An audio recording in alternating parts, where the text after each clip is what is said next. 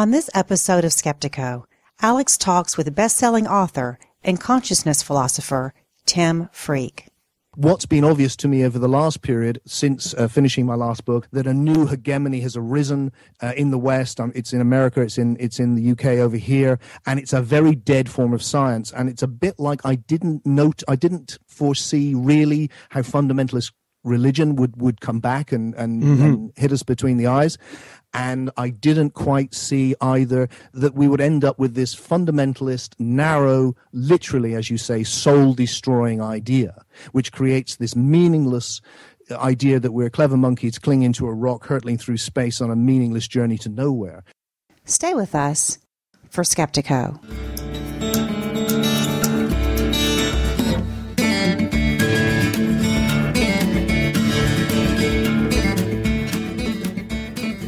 Welcome to Skeptiko, where we explore controversial science with leading researchers, thinkers, and their critics. I'm your host, Alex Tsakiris, and on this episode of Skeptiko, I have an interview with Tim Freke, who is quite an interesting guy. You might have heard of one of his many books or his retreats or his many presentations on consciousness and spirituality. Quite an interesting guy. I think you'll enjoy this interview. One thing I wanted to mention, I haven't spoken a lot about this book I've been working on, titled Why Science is Wrong, about almost everything, but I have been making progress on it, and this interview is one of the interviews I've included in this book. It actually comes at the end of the book as kind of a wrap-up of where things might be headed with these new ideas about consciousness that we talk so much about on this show. So with that as a little bit of an introduction, let me get right to my interview with Tim Freke. Today we welcome Tim Freke to Skeptiko. Tim is one of the most innovative and popular thinkers among the rapidly growing spiritual but not religious crowd, a crowd I have to say I would count myself part of. He's also the author of more than 30 books and the creator of a very intriguing retreat called The Mystery Experience that I hope we'll hear more about. Tim, welcome to Skeptiko. Thanks so much for joining me. It's my pleasure, Alex. So, in reviewing the body of work that you've amassed, which is really quite impressive and deep in so many, many ways, I feel like there's just so many ways we could go in this interview, so many ways I could take it. And we're going to explore some of those, but I thought we might start with just the basics, and that is your background a little bit and how you came to do what you do. Well, the basics, I suppose, Alex, is that I found myself alive, having this amazing experience, and I didn't know what it is. And I wanted to know. And that was what started me off as a child, was this incredible thing was happening, life. And it was great, but it was also painful, and it's everything, the thing we're all experiencing, the thing that's happening right now. And it amazed me that the world I grew up in seemed to ignore it as if it was nothing. And yet to me it seemed profoundly mysterious. And so I set out to study it and to go deep into it. And very soon on, as a 12-year-old, had my first, what I call now being deep awake. I didn't know what the hell it was when I was 12. Something happened, and it made a big impression on me because it was a complete change of consciousness, characterized by this, well, many things, but by this profound sense of connection with everything and love, this overwhelming embodied feeling of being loved and also being love as well. And it had a huge effect on me and set me off on what became my life. It was like that was the seed. Carl Jung often talks about in people's lives that there's a seminal event when they're young, and that was definitely mine. Even at that young of an age, you had that strong sense that this was the direction you had to pursue? Well, I mean, looking back, I mean, it's always hard to tell, isn't it? Because memory is a difficult thing, and I try to be skeptical. That's why I like the name of your program. And I try and hold everything up to go, well, hang on, not so quick. But what's interesting in my case is that I have some documentation, because I had this experience. I was 12 years old. It was a very powerful experience. It was just sitting on a hill overlooking this small town I grew up in. And I did what a Tim Freke does, as it turns out, which is from that I wrote. and I wrote a play. And it was a play called The Wrong Way, and it was a kind of a modernist go through history. And I produced it with kids, actually, in a local theater in a church. And it was quite a big deal in my hometown.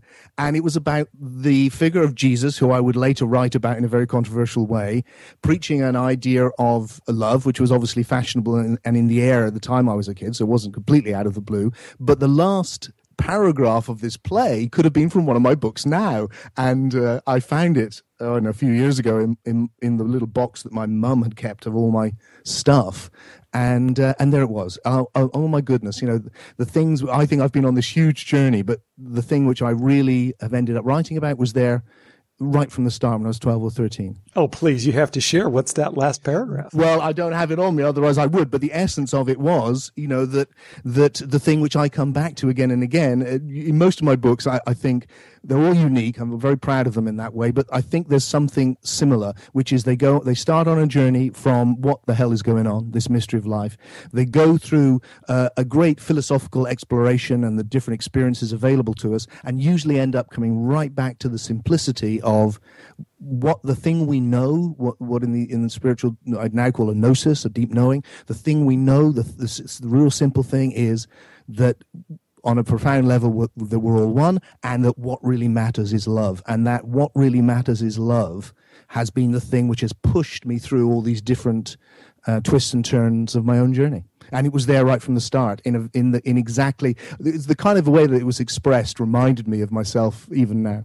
Yes, there's so many ways we can go even with that point by itself, and that internal sense of knowing and internal sense of unchangedness deep inside of us is something intriguing. But I tell you what, before we go there, I want to jump off in a different direction, because you've touched on this word mystery a couple times, and I thought it'd be fun to kind of examine that deeper and really deconstruct that. And what do you mean by mystery? I think you go very deep into it in various places I've seen. So tell us about the mystery. Alex, sometimes I think, having written all of these books, some of which are pretty scholarly books as well as inspirational books, but essentially I began to realize that I thought that my role in life was to nip up behind people when they weren't looking and whisper in their ear, "Hey, have you noticed that you don't know what life is?" And a lot of what I do is travel around the country, and usually when I start talking, I'll begin with that. I don't know what this is. This thing is happening right now to me. I don't know what it is. And that's the mystery. And you can see immediately that people, and if we do it now, if people listen to me say that and really, really look, we're having this experience. There's these colors and shapes and thoughts and feelings, and we don't know what it is. And as you enter that don't know, consciousness changes. Yeah. And then the mystery is not just the not knowing, the mystery is knowing the mystery. And so therefore, you get people like St. Paul talking about the mystery of God, or the Native Americans, the great mystery, or just about all the traditions, that there's something so direct that you can know it, you have to know it before words. And the isness in the Zen tradition, same thing.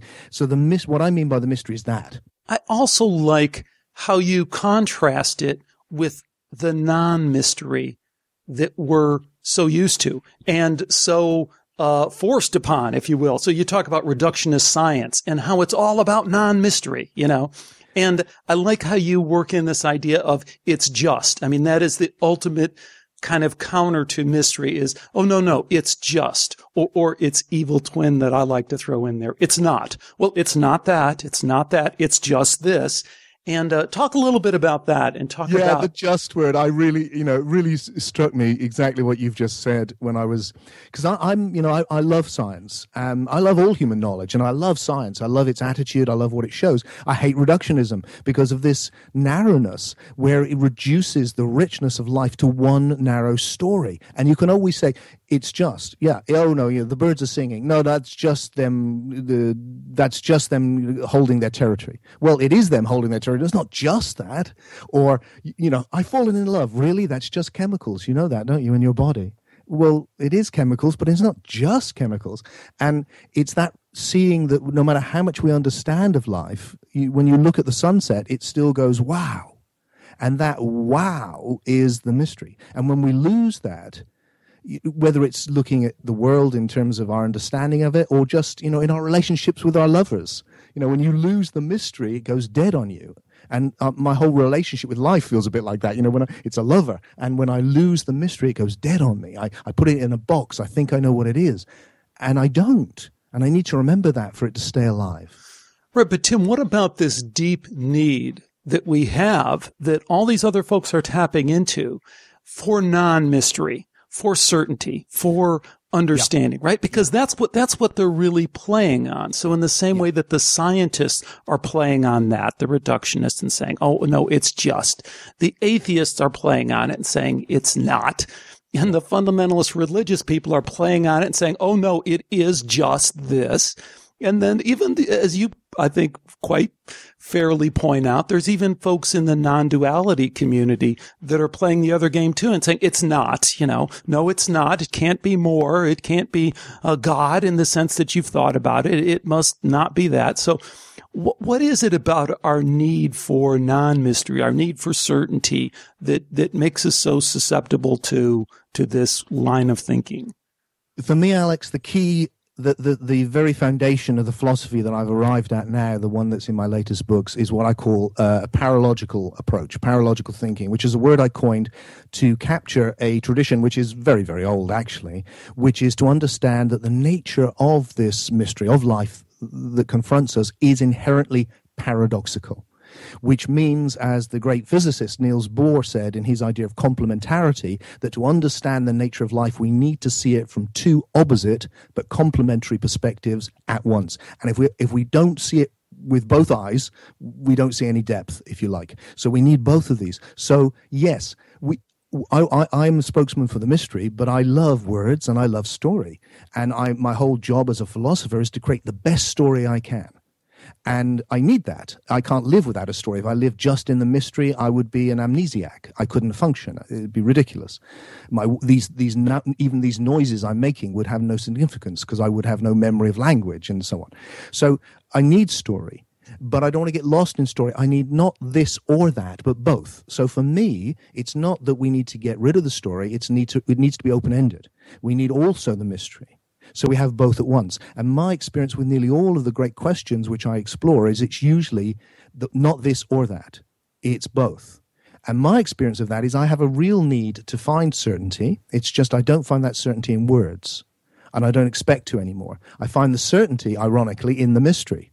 That's where I come into contact with this thing which in the ancient West was called a gnosis, a deep knowing of something before words. And that's where it feels like I find something I'm sure of. Now, I can't justify that in words. It's a direct experience. But when I feel, for instance, look, what really matters in life is love, I know that. And I can't tell you, either you go, yeah, I know that too, or you go, well, that's just sentimental rubbish. It's not something which it's before words. And that's the places I find certainty. In the words, I find theory. And I love theory. I love story, but I don't expect it to hold any certainty. In fact, to be honest with you, Alex, and this is something we've been thinking about just the other day in the shower, was I find the opposite. I don't know if you get this, but if I really think the universe is a certain way, even any theory, if I really think, oh, it really is like that, I actually experience nausea. There's a nausea that comes with it because you think, why is it like that but not like anything else? Do you know what I'm trying to say? There's a kind of, oh, how weird. It should be like that. I can't say that I personally relate to that, but I do think that's just me. I do think this issue of words and certainty is important. And I guess I'd turn it back to this word that's popped up a couple times now, and that's science. And I've heard in your presentations, you do a wonderfully expansive, inclusive, and yet at the same time discerning deconstruction of our culture and how we deal with these things. And by that, I mean you're inclusive of science, you're inclusive of religion, but you also deconstruct them. I wonder sometimes if you're a little bit too inclusive of science, too complimentary of, oh, science is so great. And then you make this distinction of, well, there's deep science and then there's this reductionist materialist science. And this is like a narrow point, but I feel a need to, I really want to, I want to be able to ask you the questions that really provoke me in a Skeptico way, kind of thing. Absolutely. So, well, for me, it's like, science, it depends what we mean. And maybe I haven't made that clear. See, by science, I mean an epistemology. I mean an epistemology which looks at the objective world critically, develops ideas about it, and tests them out. Well, wonderful. But wait, whenever we say that, whenever we qualify and say, well, when I say science, I mean this. When I say religion, I mean this. I think we're kind of confusing the issue a little bit. Science is science as we know it. Science is science as it works in our culture. And that science is disturbingly, myopically, reductionistic. It's soul crushing in so many ways. So do we really need to embrace science, or do we need to kind of take a step back and say, we need to kind of clean out the woodshed a little bit here and say that there's some real problems, not only theoretically and philosophically, but experimentally with this idea of reductionism, with this idea, fundamentally what science is about is that we can really measure things, that we can really be certain about things, like you were saying. And we've known that's not true for ever since, quantum physics and chaos theory and consciousness science. They all point us and say, well, you can't really measure things at all. That was a fantastic little rant, Alex. I love it. Yes, I agree with you completely.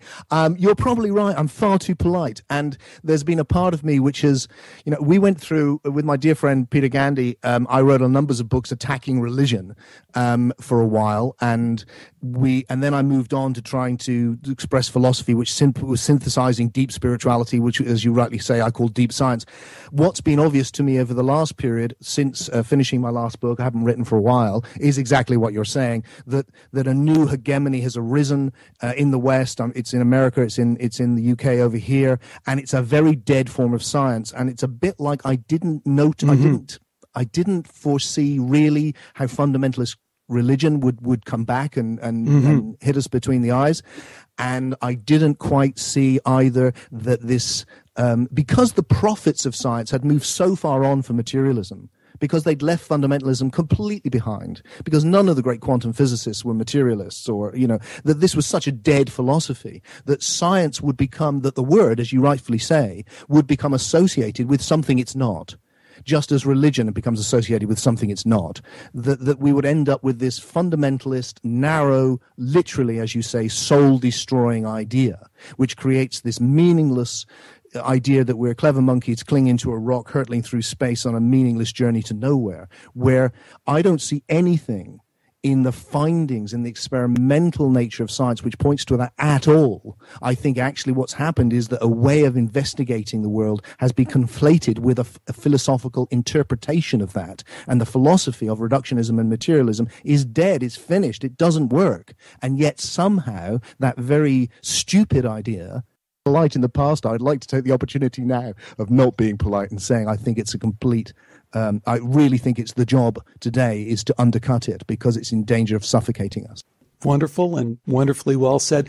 I want you to touch maybe on that last point a little bit, because you are a philosopher, a new kind of philosopher in many ways, but in some ways, to kind of go back to what we were just saying, more of a true philosopher. That goes against what I was just saying about there being this true instance of it. But I like the kind of philosophy that you grow organically from what you've both experienced and blending it with what you know, your gnosis. But we face science, which has declared philosophy obsolete, that we don't need philosophy anymore. What are your thoughts on where philosophy fits in just our perspective on the world? Why do we need philosophy? I presume you're referencing Hawkins just the other day saying that unbelievable. Yes. Dropped to the ground. Was like, how can such a clever man say something so foolish? I don't think he's that clever to begin with, but please go on. Maybe you're right, but he's certainly better at maths than me, and clever in that sense for sure. There's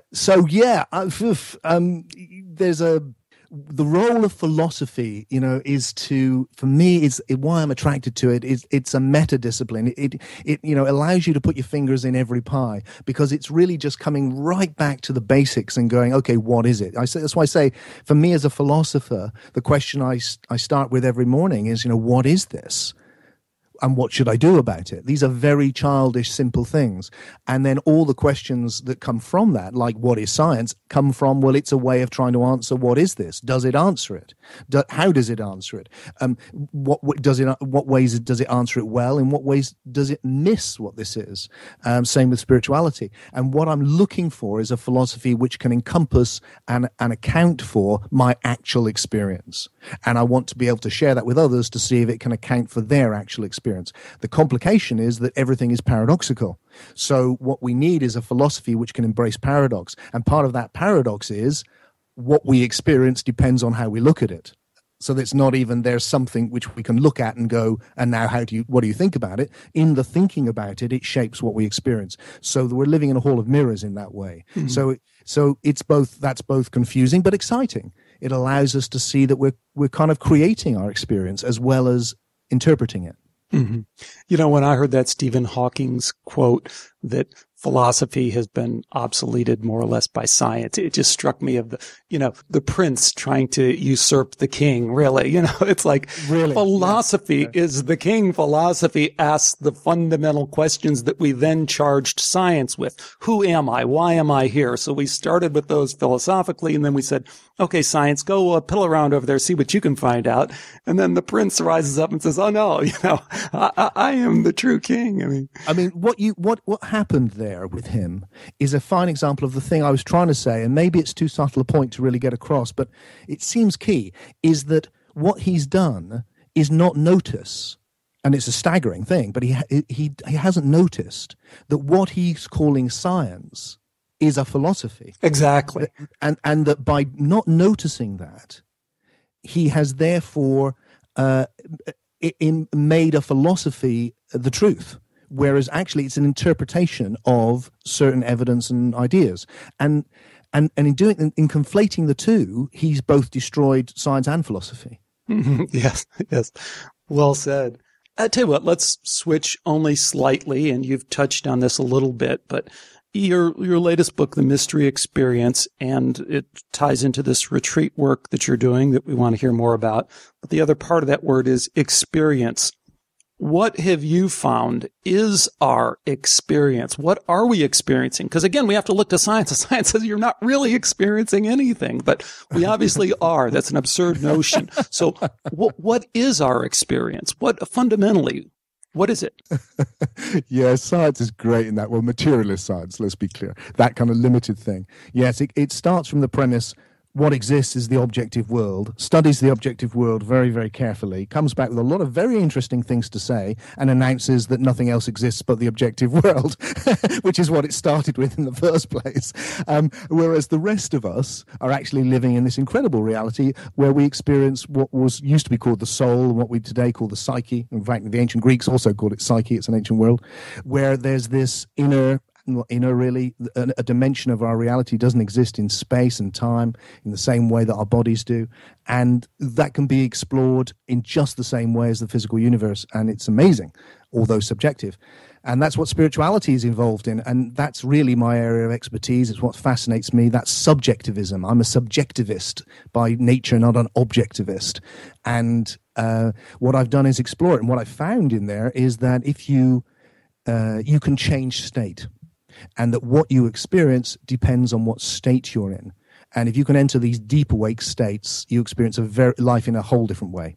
And what I like to share with people is the actual experience. And one of the gateways to those deep awake states is noticing how mysterious life is. It's coming out of the story, the words, the knowing, into not knowing.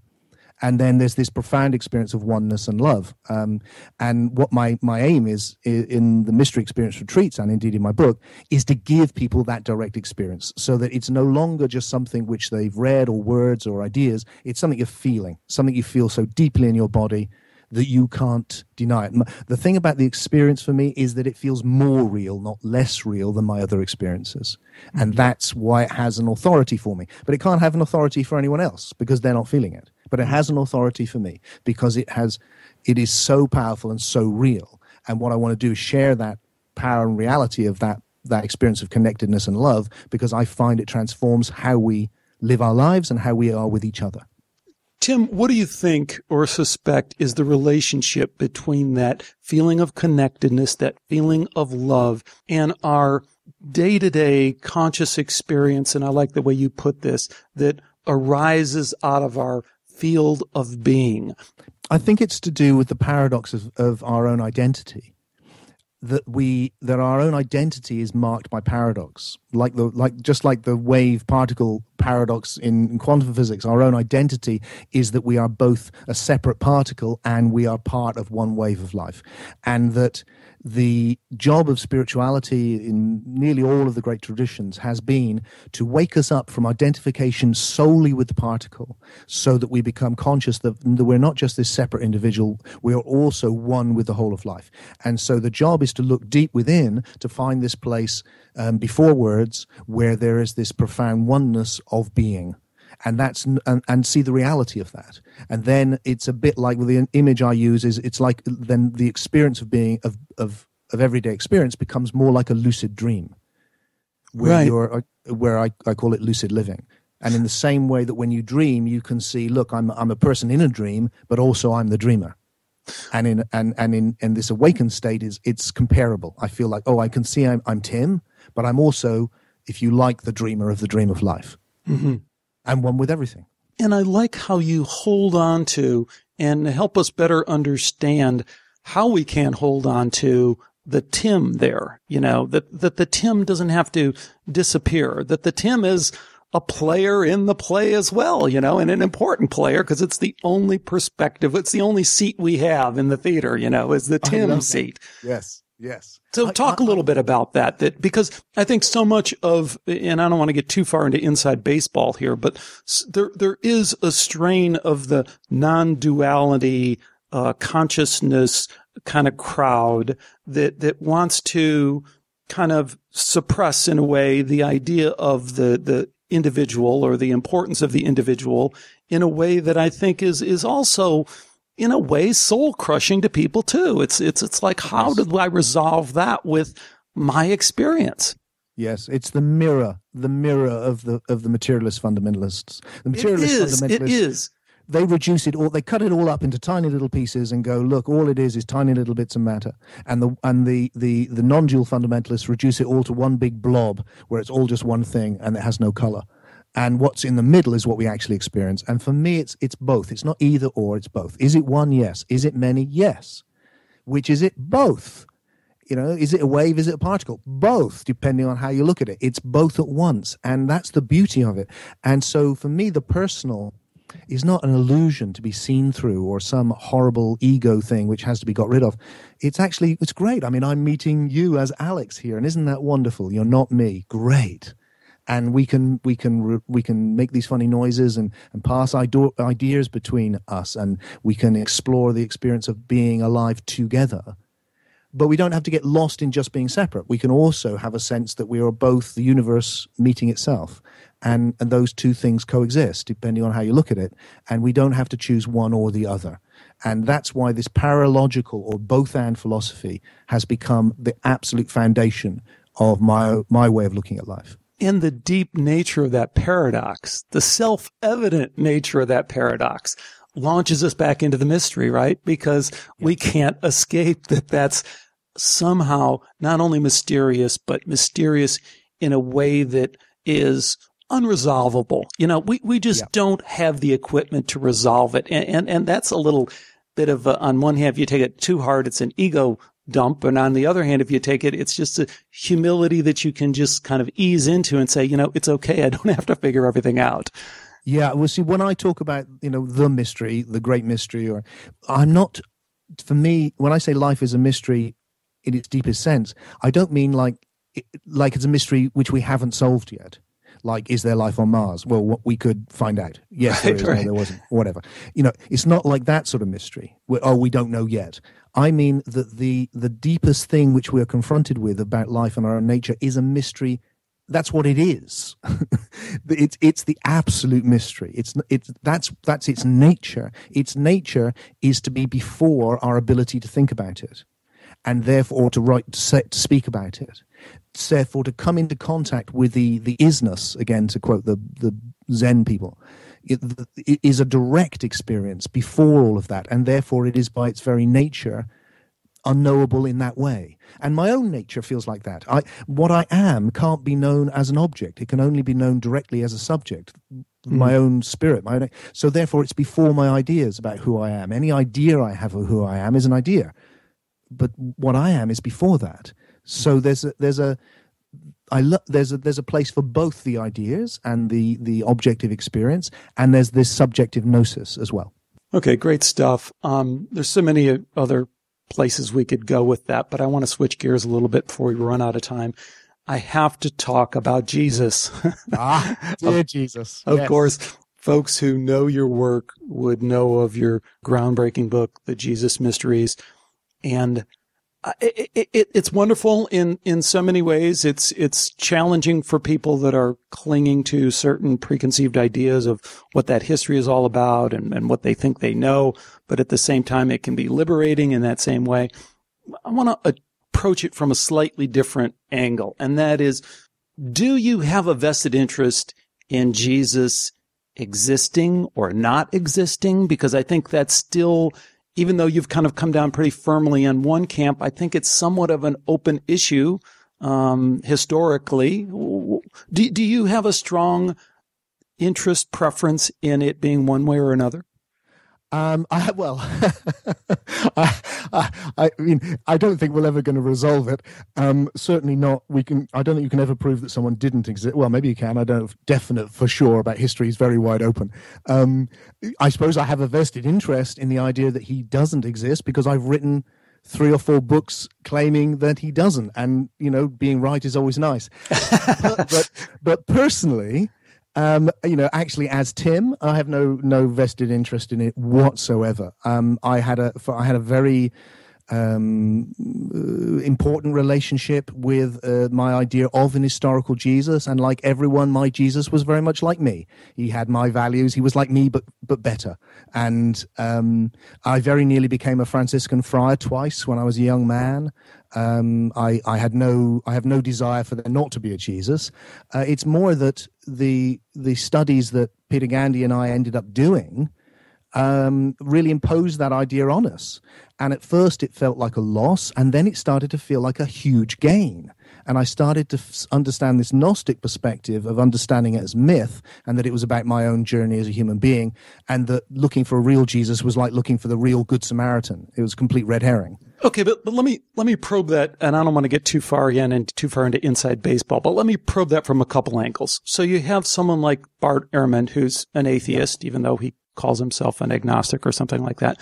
But he comes out and publishes this work, has published several works, and says, hey, yeah, Jesus existed. He was this really kind of minor figure, but there was a figure out there called Jesus. Now, does that matter in your worldview? Or you have somebody like Robert Eisenman. I'm sure you're familiar with his work. I think his work is very strong. His book, James, the Brother of Jesus. And he says, okay, let's forget about Jesus for a minute, and let's look at this guy who we have some pretty good historical evidence for being the brother of Jesus. So if he's the brother of Jesus, then there most likely was some figure out there that was Jesus. So if we attack it not from a Christian kind of perspective, but more from a historical perspective, I should have qualified that more. That's where I'm really coming from. Is there room for there being some historical figure out there that fits the bill? Well, there's room for it. I'm just not convinced by the evidence for it. I mean, I think it's so flimsy, it just blows over. I think there's 3 there's three kind of approaches. I think there's one which just goes, oh look, it takes the mythology to be truth. That's the literalist view. There's those that go, well, most of it is clearly mythology, but there must have been someone underneath there, and that's done by people who don't understand mythology. They don't. One of the great problems for a lot of the people who go looking for the real Jesus with an historian atheist hat on is they don't understand Gnosticism. They don't know what they're talking about. They don't know what the experience of gnosis is. They don't know why they should care about it. They can't understand why people would create these things. So for them, it's incomprehensible. So there must be someone underneath there who's some sort of religious nutter, probably, who is putting this stuff out there. But if you come at it from, and you, as Peter and I do, with the sense that, look, although these people are very different, living in a different time, and one should not project a modern consciousness onto them, nevertheless, they are talking about the same thing that I've been exploring the whole of my life. And they've done it through these stories, which is actually a very modern medium. We do it through stories and films now. I mean, and we don't think twice about it. And once you get that, and once you see that this is going on throughout the ancient world, and once you see that the story that they're most interested in is really different versions of the same story, then by Occam's razor, you have to go, right, well, this looks like a myth. It sounds like a myth. It probably is a myth. And you've got a whole load of other Christians going, it's an allegory. It's not to be taken literally. And that's why I compare it to the Good Samaritan. Nobody goes looking for the Good Samaritan. Well, where did he really live, the Good Samaritan? Well, we found the evidence of the Good Samaritan's brother, so there should have been, all of that, because we go, look, it's a teaching story. There is no Good Samaritan. Well, the whole thing is a teaching story.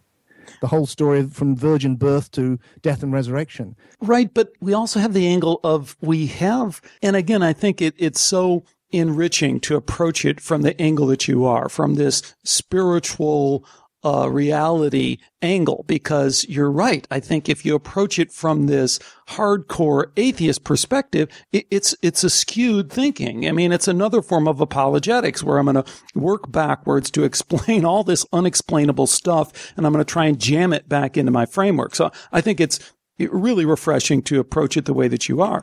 But the one thing I guess I'd throw in there is we have the direct experience, right? So we have currently in our modern day people who have direct experience with Christ consciousness. And if we look at that with the best, I'm going to put in quotes, scientific means that we have some pretty good evidence that, this changes their lives dramatically. They do things differently. That other people notice they're different. And the reports are consistent across cultures, across time. So there is some kind of direct experience with Christ consciousness. And if we roll that back and say these people living 2,000, 3,000, however many years ago were no less equipped to have that kind of direct experience, well, that throws a whole other angle into it in interpreting this. So it might not just be allegory. It might not be story. It might be also a direct experience that they're reporting on. I think for sure, Alex. I mean, it's a bit like, if I said there was no Hamlet or King Lear, it would not make Shakespeare any less of a genius. Whoever created these stories, whoever wrote these things, then there was a lot of people. It was done over a long period. This is brilliant. It's beautiful. And these are deep, wise people. And we know, I think, some of the early Gnostics, Valentinus and Basilides and all of these people, these are amazing people, I suspect, doing incredible things. And so they are having Christ consciousness. That's what they're trying to describe, that for sure. Now, the problem we've got, you see, it's turned around for me now. It's like, well, if there was an historical Jesus, then most people should prepare to be disappointed. Because he's not going to be like their Jesus, right? Because he's going to be like somebody else's Jesus. The chances that my Jesus is the way he really was, and is probably not right. So the Buddhists have a Jesus who's a Buddha. The Hindus have a Jesus who's an avatar. The Quakers have a nice, gentle, pacifist Jesus. The fundamentalists have a fire and brimstone Jesus. The atheists have a political Jesus or a minor religious fruitcake Jesus. Von Daniken has a spaceman Jesus. Right. Everyone's got their own Jesus. But what's wrong with that? Maybe that is closer to the truth in some way we don't understand, but it really is closer to the truth. I think we can understand it, Alex, because once you get that that's the whole point, that Jesus, to use Carl Jung's phrase, is an archetype. that he is, or what Joseph Campbell called a mask of God, that the whole point of Jesus is he represents your own deepest being. He is a face through which you can relate to the mystery of God, to the thing which has no form. And therefore, the face he will take will be appropriate to you. So that your Jesus looks like that is fine. It shouldn't be the same as my Jesus. And once you're free from this historical figure, you can let Jesus be whatever he is for you. And that will give you an experience of Christ consciousness. And you can relate to it and do all the things that you should do with a mythic being without having to tie it down to, right, so really what was he like? Because really what was he like is a complete red herring. It is and it isn't to me. You know, I live out here in North San Diego County, California, and just a few miles from Yogananda's The Self-Realization Fellowship. And I always talk to people who have any kind of Christian kind of opinions on this thing. I say, just go get Autobiography of a Yogi. Sure. And read the first 30 pages and now put the Bible, side by side and you go, well, wow, which is harder to believe? It certainly makes the Bible look tame in terms of, here are people in modern day, talking about somebody who died, Yogananda in 1955, but lived, at the turn of the 20th century and had these people around him that were shape-shifting from animal to human, who had lived for hundreds of years. I mean, all this kind of stuff, resurrected from the dead. So sure. I'm not sure that I want to close down the possibility of there being more in some way that I don't understand it or can wrap my arms. I mean, I feel two things with that, Alex. One is I also really don't want to close down that possibility. And I have had and do have experiences, I think a lot of people do, of that life is very, very miraculous when it wants to be. And I certainly don't want to close that down. I do, however, want to do two things. One is I notice, and this is purely personal, that when I read Yogananda when I was 18, I believed every word. But if I were to read it now, I would be much more circumspect. Sure. That I've been around spiritual circles for 40 years now, and I've seen what happens, and I don't take things on authority like I used to. Sure, but we all have, well, tell me if this isn't the case, but I have, from my own very limited personal experience with non-ordinary experiences, stories that most people would find circumspect, so, I think I it's just on the weekend, actually. So there we go. I mean, it's a mystery that we can't really probe in another level. What that says to me is, look, yes, of course, we, the ancient world, as all ancient cultures, is full of stories of miracle workers and traveling philosophers, and there could be one called Jesus who was underneath that. And we could also go, maybe there was one called Dionysus who was underneath the myth of Dionysus, and one called Attis who was underneath the world of Attis, and one called Mithras who was underneath the myth of Mithras. Yeah. And, and maybe there was and maybe there wasn't. But what we do know is that we've got these stories, and that these stories have deep allegorical meaning. And we know that the philosophers, including the Gnostic philosophers, are going, look, that's the point. They're not going, believe in this figure or listen to this man. I mean, the most damning thing, which no one, I think, can answer really, is the earliest documents we have of any Christian documents are the authentic letters of Paul. Many are not authentic letters, but the authentic letters of Paul. And all the ones that are judged to be. They're the earliest documents we have, and none of them tell anything about Jesus. Now, you've been to the Yogananda Center. If you go to one of those things, what's the first thing everyone goes? Oh, Yogananda said this, he did that. Well, he always said this, or I was with him once and this happened. We don't have any of that. Right. Nothing at all. Complete silence. What we get is that you die and resurrect with Christ, and that the Christ is in you. And that is the essential Gnostic message, that this is an ancient, this is a dying and resurrecting allegory, which you make this journey, and you yourself discover the Christ within you. Okay, good enough. Let's. But I don't know. That's important to add. I don't know. I could be completely wrong. Well, let's shift gears in a little bit of time we have left. Tell us more about this retreat, the mystery experience, and why you went experiential with it. Why you touched on that, why you felt there was a need to do that, but tell us more about that. Well, my real passion, Alex, is experience. My real passion is to be in the oneness and the love with myself and with others. And everything else arises from that. That is the thing which is my life started. This life, when I was 12, I described it to you, and it's been with me and developing and in and out of it ever since. So, and what I've discovered is a way of doing that, an approach to the philosophy of awakening, and actually some practices as well. Very, very, very simple, which I can use in a way that doesn't set me up as some sort of special person, which I hate all of that, which means people can come together as fellow explorers of life and have, over a weekend, an incredibly profound experience. I would hope that the vast majority, if not everyone who comes, has this experience so powerfully they can feel it right down into their body. And then they know. And that will change how life unfolds from that point on. It doesn't mean they'll always be in that state, or that suddenly it'll always be sunny days and never rainy, always yummy and never yucky, or anything crazy like that. Of course not. Life will unfold in all of its paradox as it always does. But something is known, and my real calling, the thing which really resonates deep in my heart, is to do that. And now I get the chance. I mean, I'm hoping, I'm just arranging actually a trip to America. I'm hoping for maybe the end of this year, 2014, or early 2015.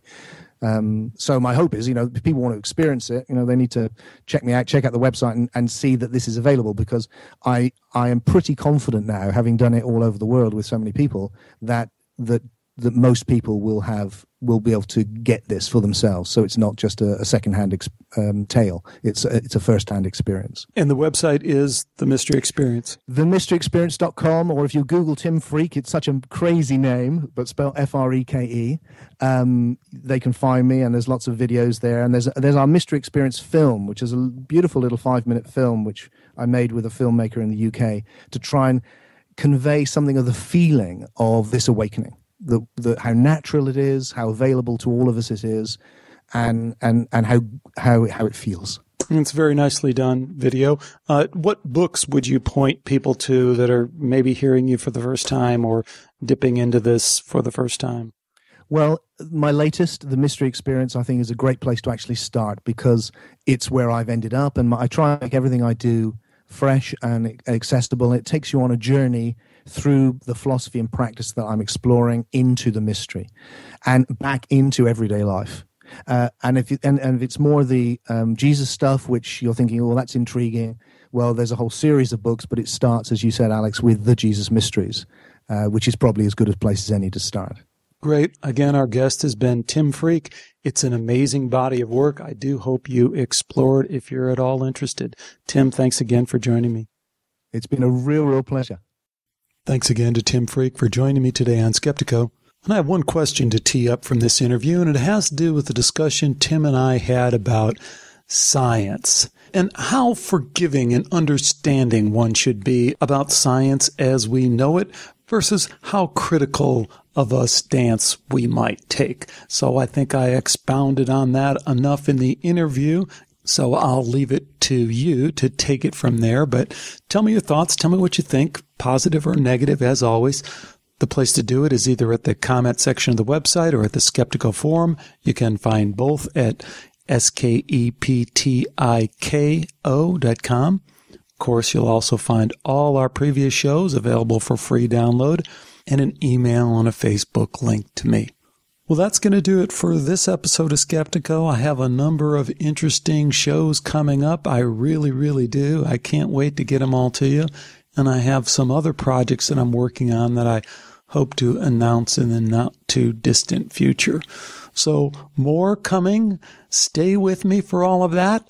Until next time, take care and bye for now.